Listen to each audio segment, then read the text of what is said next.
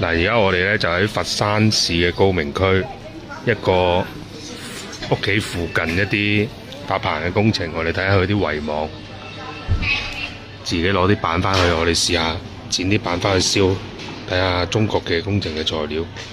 究竟佢哋用啲係咪左燃嘅？嗱，咁啱咧，佢哋呢度有啲咧就係拆咗嘅，我哋剪啲返去試下燒。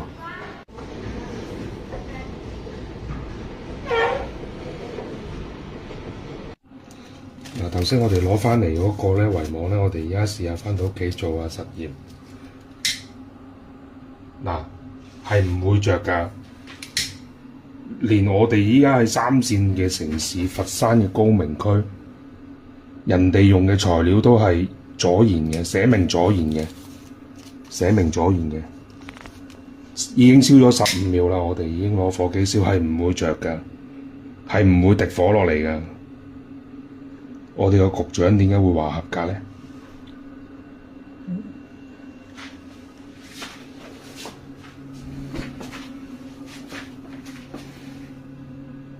一個咁簡單嘅工程，就喺佛山嘅高明區，燒咗幾耐先會滴落嚟咧？